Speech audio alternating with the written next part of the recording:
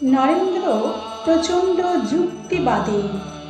যে কথার মধ্যে লজিক নেই সে কথা তার কাছে মিথ্যা। আর মিথ্যার বিরুদ্ধে রুখে দাঁড়ানো নরেন্দ্রর বরাবরই স্বভাব।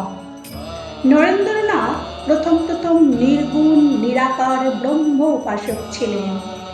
তিনি দেবদেবীও মানতেন না, আবার অদ্বৈত তত্ত্ব বিশ্বাস করতেন না। ঠাকুর জানতেন নরেন্দ্র অখণ্ডের ঘর থেকে এসেছে। সে ঘরে দ্বিতীয় কিছু নেই, সবই ব্রহ্ম।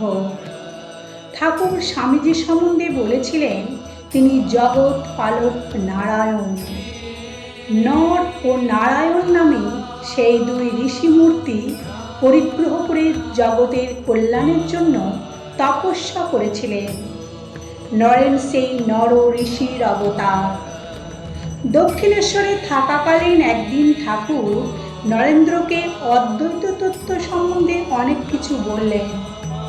আর সেখানে ভক্ত প্রতাপচন্দ্র হাজরা উপস্থিত ছিলেন।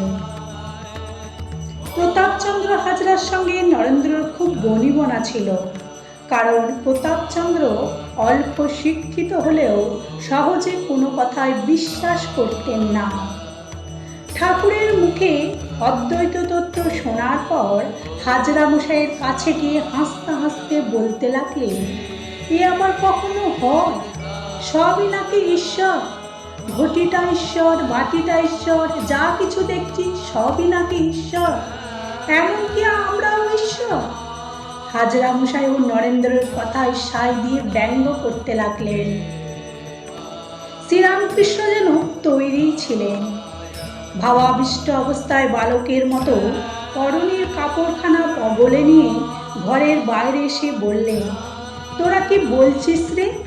বলে হাসতে হাসতে নরেন্দ্রকে ছুঁয়ে দিলেন। ব্যাস, নরেন্দ্রের ভিতরে সব কিছু উল্টে পাল্টে গেল। পরবর্তীকালে স্বামীজি জানিয়েছেন যে ঠাকুরের সেই স্পর্শ ছিল অদ্ভুত। তিনি স্পর্শ করা মাত্র নরেন্দ্রের চোখের সামনে থেকে একটা পর্দা হঠাৎ সরে গেল। নরেন্দ্র সত্যি সত্যি দেখতে পেলেন যে ঈশ্বর ছাড়া বিশ্ব ব্রহ্মাণ্ডে আর কিছু নেই। স্বামীজি সব দেখছেন, কিন্তু মুখে কিছুই বলছেন না। ভাবছেন দেখাই যাক না, এই ভাব কতক্ষণ থাকে। তিনি বাড়ি ফিরলেন, দেখলেন সেই ভাব তখনও যায়নি। যা কিছু দেখছেন সব ঈশ্বর।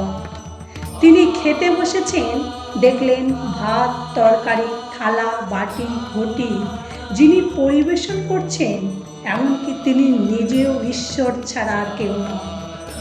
এইভাবে খেতে শুতে রাস্তায় সর্বত্রই ঈশ্বরকে দেখতে লাগলেন। শেষে স্বামীজির উপলব্ধি হলো যে তিনি যা দেখলেন সেটাই আসলে অদ্বৈত তত্ত্ব। ঋষি বাক্য মিথ্যা নয়, শ্রীরামকৃষ্ণ মিথ্যা নয়, সব সত্য। স্বামীজি বলেছেন অবতার ও বরিষ্ঠায়, जो कुछ है सो तू ही है, অর্থাৎ যেখানে যা কিছু আছে সবই তুমি, তুমি ছাড়া দ্বিতীয় কিছু নেই। জয় ঠাকুর, জয় মা।